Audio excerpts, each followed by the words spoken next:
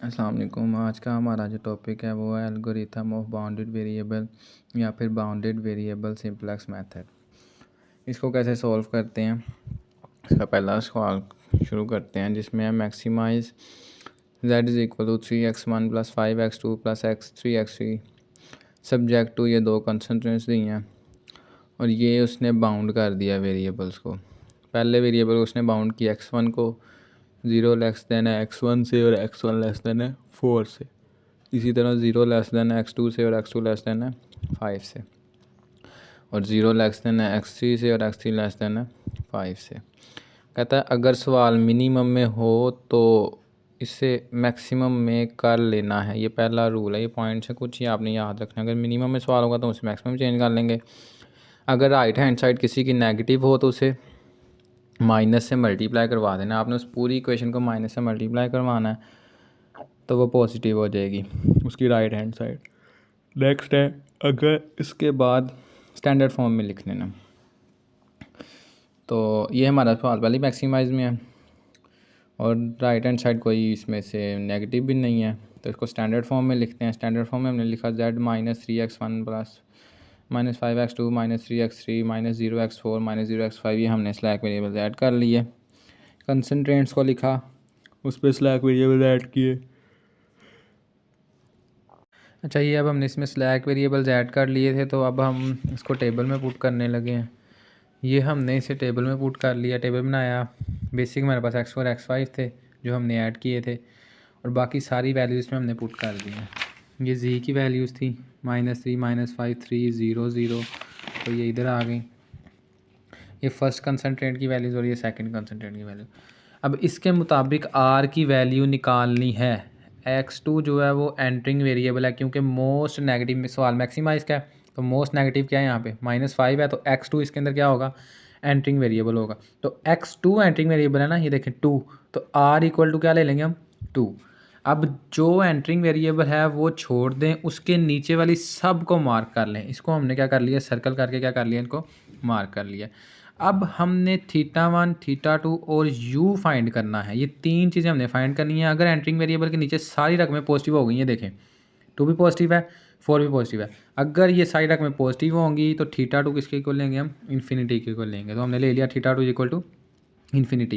अब हमारे पास θ2 भी आ गया, r भी आ गया। अब हमने फाइंड करना है θ1। अब θ1 निकालने के लिए ये उन वैल्यूज़ के लिए जो पॉजिटिव हैं, सोल्यूशन को एंटरिंग वेरिएबल के नीचे वाली पर डिवाइड करना है। मतलब हम लिखेंगे θ1 इज़ इक्वल टू मिनिमम, ये फार्मूला है, θ1 इज़ इक्वल टू मिनिमम, ये है 14 डिवाइडेड बाई 2 23 डिवाइडेड बाई 4। ये देखें 14 डिवाइडेड बाई 2 23 डिवाइडेड बाई 4।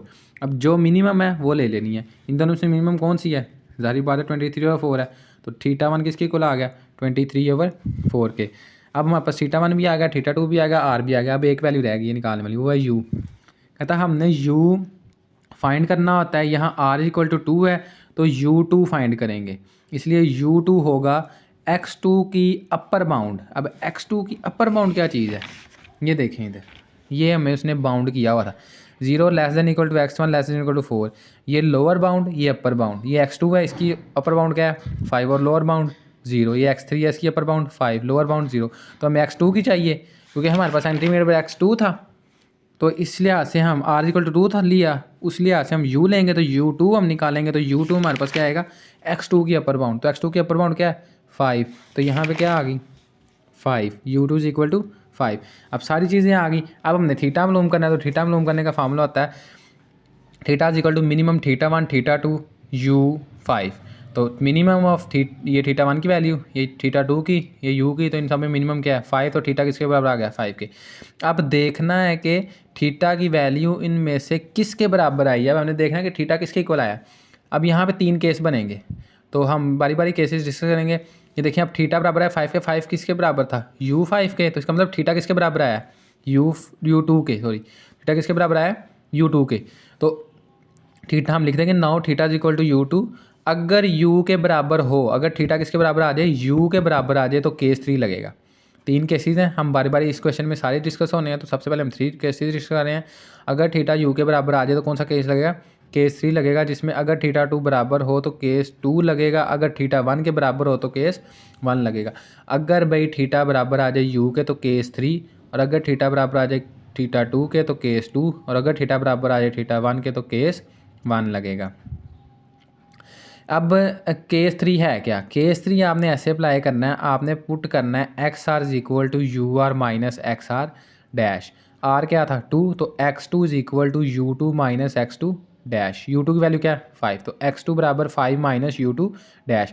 अब जहाँ जहाँ x2 होगा ना वहाँ वहाँ आपने क्या पुट कर देना 5 minus x2 dash.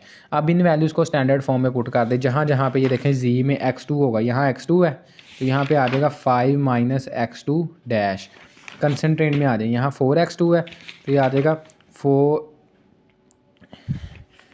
4 into 5 minus x2 dash. ये 2 इंटू x2 है तो ये आ जाएगा 2 इंटू 5 माइनस x2 डैश। अब ये वाली वैल्यूज़ आ गई हैं, इनको हमने सिंप्लीफाई किया, हल किया, तो ये हमारे पास आ गया टेबल। अब इनको दोबारा हमने टेबल में पुट किया, न्यू सिंप्लेक्स टेबल हमारे पास बन गया। अब हमारे पास एक वेरिएबल आया x1, 2 की जगह हमने x2 डैश लिखना है क्योंकि वो सारी x2 डैश में चेंज हो चुकी है। तो x1 x2 dash x3 x4 x5 जी स्लैग हमारे पास x4 x5 थे। अब मोस्ट नेगेटिव दोबारा कौन सी है? -3 और -3, दोनों में से जोन सी मर्जी लेने, हमने x1 वाले ले ली। इसके नीचे देखे भाई सारे क्या पॉजिटिव हैं, अगर सारे पॉजिटिव हों तो थीटा 2 किसके इक्वल लेंगे? इन्फिनिटी के, तो थीटा 2 क्या आ गया? इन्फिनिटी। अब एंट्रिंग वेरिएबल क्या आया? x1, तो r किसके इक्वल आ जाएगा? 1 के। तो ये देखें ये सारा आ गया। अब अगर थीटा 1 जो पॉजिटिव है उनको डिवाइड करना है हमने, तो 4 डिवाइडेड बाई 1 3 डिवाइडेड बाई 2, इन दोनों में से क्या लेनी है हमने? ये देखें 4 डिवाइडेड बाई 1 3 डिवाइडेड बाई 2, इन दोनों में से मिनिमम लेनी है, तो 3/2 मिनिमम वाली है, तो थीटा 1 किसके बराबर आ गया? 3/2 के। अब हमने डिसाइड करना है u, तो u यहाँ पे क्या होगा? u यहाँ पे होगा u अपर बाउंड होगी किसकी? एंट्रिंग वेरिएबल क्या था? x1, तो x1 की अपर बाउंड देखें क्वेश्चन में क्या थी? 4, तो फिर u क्या आ जाएगा हमारे पास? u1 4, तो थीटा बराबर फार्मूला लगाएं, थीटा बराबर मिनिमम थीटा 1 थीटा 2 u1, तो मिनिमम ऑफ 3/2 थीटा 4, तो मिनिमम क्या आया? 3/2। अब देख रहे हैं 3/2 किसके बराबर है? थीटा 1 के बराबर है। अगर थीटा 1 के बराबर आ जाए तो मैंने अभी क्या बताया था, केस कौन सा लगेगा? केस 1 लगेगा। अब थीटा बराबर है थीटा 1 के तो केस 1 लगेगा, theta is equal to theta 1। अगर थीटा 1 के बराबर आ जाए तो हम केस 1 क्या है? केस 1 ये है कि हमने लीविंग वेरिएबल फाइंड करना है लास्ट टेबल में से। लास्ट टेबल कौन सा था? वो ये वाला था। इसमें से हमने क्या फाइंड करना है? लीविंग वेरिएबल फाइंड करना है। थीटा दरअसल होती है रेशो, और रेशो आई है 3/2, तो टेबल में देखेंगे रेशो निकालेंगे सोल्यूशन को एंट्रिंग वेरिएबल पे डिवाइड करके, तो जिसकी रेशो निकल रही है उसके पीछे पड़ा हुआ वेरिएबल लीविंग वेरिएबल होगा, यानी x5। कैसे? ये देखें, तो अगले टेबल में x5 की जगह x4 आ जाएगा, बाकी सारी वैल्यूज़ वैसे ही आ जाएंगी। कैसे होगा ये लीविंग वेरिएबल? देखें ऐसे आएगा, 3 को 2 पे डिवाइड करें 3/2 आ गई, 4 को 1 पे डिवाइड करें 4 आ गया, तो लीस्ट कौन सी हुई? 3/2, तो ये क्या होगा हमारे पास? लीविंग वेरिएबल होगा, और एंट्रिंग पहले ही ये था तो इसको हमने मार्क कर दिया, ये लीविंग वेरिएबल इसकी वजह से, और ये मोस्ट नेगेटिव था तो एंट्रिंग वेरिएबल। ये एंट्रिंग हो गया, ये लीविंग हो गया। चौक पे जो एलिमेंट आता था उसको क्या करते थे हम? 1 बनाते थे सिंप्लेक्स के मुताबिक, और ऊपर उसके क्या बना देते थे? 0। अब इसको सिंप्लेक्स के मुताबिक हम हल करेंगे, जैसे हमने पीछे सीखा हुआ है। इसको हम 1 बनाएंगे, 1 बनाने के लिए पूरी लाइन को किससे डिवाइड करेंगे? 2 से। 2 से डिवाइड किया, 1 बन गया, ऊपर इसके क्या बनाए? 0। इसको यूज़ करके हमने ऊपर क्या बना दिए? 0 बना दिए, यानी कि इक्वेशन रो 2 माइनस R3, तो ये 0 बन गया। इसी तरीके से ऊपर वाला भी क्या बन गया? 0 बन गया। अब दोबारा टेबल बन गया, दोबारा मोस्ट नेगेटिव कौन सी है? -1, तो एंट्रिंग वेरिएबल क्या हुआ? x2 डैश, तो एंट्रिंग वेरिएबल क्या आ गया? x2 dash. अब अगर एंट्रिंग वेरिएबल के नीचे सारी क्या हो? पॉजिटिव, तो थीटा 2 क्या लेते थे? इन्फिनिटी, लेकिन यहाँ पे तो सारी पॉजिटिव नहीं है, यहाँ पे ये क्या देखें? ये देखें ये एक नेगेटिव है, तो इस नेगेटिव की वजह से होने से अगर सारी पॉजिटिव ना हो तो थीटा 1 इन्फिनिटी लेते हैं, अगर सारी पॉजिटिव हो तो थीटा 2 इन्फिनिटी लेते हैं। तो अब यहाँ पे थीटा 1 इन्फिनिटी लिया गया, थीटा 1 इन्फिनिटी आ गया। अगर मिक्सड आ जाए तो पॉजिटिव वालों के लिए थीटा 1 और नेगेटिव वालों के लिए थीटा 2 लेंगे। नेक्स्ट अब हमने निकालना है थीटा टू। अगर तो ये देखें अब नेगेटिव आ गया ना, तो थीटा बराबर आ गया, ये थीटा वन बराबर आ गया इन्फिनिटी के, तो थीटा टू निकालने के लिए हम ये वाला फार्मूला लगाएंगे, u i minus x b i over a i r minus a i r. अब ये यू आई क्या है, ये वो आइज़ हैं जो नेगेटिव है, उसके पीछे पड़े हुए वेरिएबल का नंबर क्या है, वो x1 है, तो i इज इक्वल टू क्या होगा, 1 होगा। Theta two is equal to minimum u1 minus x b two, ये जो आई है ना, ये वाला आई, ये थीटा टू का है ना, ये टू वो वाला आई है, तो इस वजह से यहाँ पे 2 आया है, और ये आई और वो सेम है, तो इस वजह से ये ए आई टू है, ये दो आइज़ जो हैं ये सेम है, लेकिन ये आई ना ये डिफरेंट है, तो इस वजह से ये u1 आया और ये 2 और ये भी 2 आया। तो कहता है u1 एक्स आई की अपर बाउंड है, तो 4 आ गया। अभी मैंने आपको बताया था x1 की अपर बाउंड वो 4 थी, तो xb2 जो है वो सोल्यूशन वाले कॉलम में से लेना है, तो xb2 सोल्यूशन वाला कॉलम कौन सा, ये है 3/2, ये xb2 आ गया। अब ai निकालना है, ai2 और 2 साथ में जो ये था उसका ये वाला x2 एंटरिंग वेरिएबल का 2 था, तो a2 आ गया, तो आएगा माइनस इंटू माइनस टू जो किसके बराबर आएगा पॉजिटिव 2 के। इन सारी वैल्यूज़ के अंदर पुट कर दें, 4 माइनस 3/2/2, तो इनको सोल्व किया, थीटा हमारे पास 2 आ गया, थीटा 2 आ गया 5/4, u2 आ गया हमारे पास 5।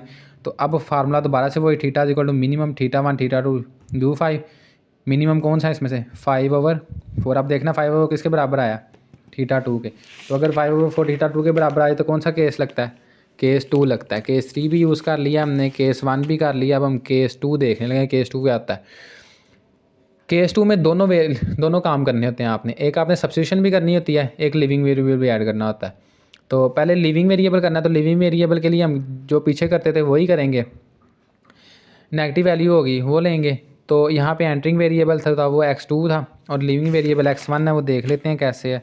ये देखें इनको डिवाइड करेंगे, तो जो लीस्ट आएगी वो होगी, तो x1 जो है वो लिविंग है। उसके बाद हमने सब्स्टिट्यूशन करनी है, x i equal to u i minus x i dash, तो x i equal to u one minus x one dash, x1 is equal to u1 किसके बराबर आया 4 माइनस x1 डैश, तो जहाँ जहाँ x1 होगा वहाँ क्या पुट कर देना 4 माइनस x1, किसके अंदर पुट करना है, फ्रॉम लास्ट टेबल में से। ये टेबल लिखा है हमने, ये लिखा हुआ है देखिए, z minus x two dash plus 3/2 x2, z minus x two dash plus 3/2 x2 plus 3/2 x5, 3/2 x5।